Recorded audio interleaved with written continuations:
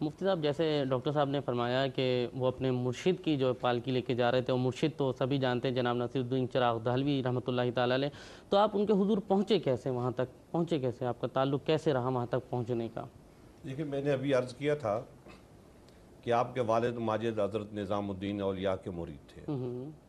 تو یہ جو سلاسل کے لوگ ہوتے ہیں تو یہ ایک دوسرے کے شناسا ہوتے ہیں کہ ایک اگر شیخ طریقت ہیں تو ان سے ایک شخص وابستہ ہے تو وہ سینکڑوں ہزاروں لوگوں کو جانتا ہے کہ جو ان کے شیخ سے وابستہ ہے.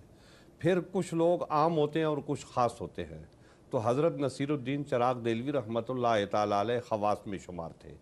حضرت نظام الدین اولیاء رحمۃ اللہ تعالی علیہ کی بارگاہ میں حاضر ہونے والے تھے، اور یہ عالم بھی بڑے جید قسم کے تھے، اور اس لیے یہ دوسرے خلفاء جو ہیں ان سے تھوڑے ممتاز ہو کے رہتے تھے.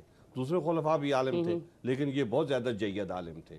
دوسرے خلفاء سے ان کو جو ہے نا امتیاز حاصل ہوتا تھا.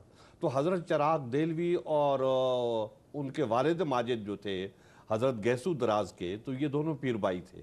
تو حضرت نظام الدین اولیاء رحمۃ اللہ تعالی علیہ اس دنیا سے تشریف لے گئے ہیں.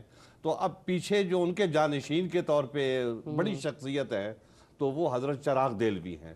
تو لہٰذا چراغ دہلوی کے پاس ان کی والدہ کا ان کو لے کے جانا یہ عقل کے بھی مطابق ہے، اور سمجھ کے بھی مطابق ہے، اور نقل کے بھی مطابق ہے، اور کلچر کے بھی مطابق ہے کہ ہونا یہی چاہیے. کیوں کہ حضرت نظام الدین اولیاء رحمۃ اللہ تعالی علیہ کی محبت ان سب کے دلوں میں جاگزی تھی، اور ان کے جو خلیفہ اعظم ہیں تو اب جب تصوف کی طرف جانا ہے یا اپنے معاملات کی طرف رجوع کرنا ہے تو وہ شیخ کے ذریعے سے کی جاتی ہے، رجوع کیا جاتا ہے. تو حضرت چراغ دہلوی قدس سرہ وہ شخصیت ہے کہ جو حضرت نظام الدین اولیاء کے بعد دہلی میں ان کے جانشین، ان کے نائب ہیں، اور پورے سلسلے کو جو ہے نا وہ چلا رہے ہیں.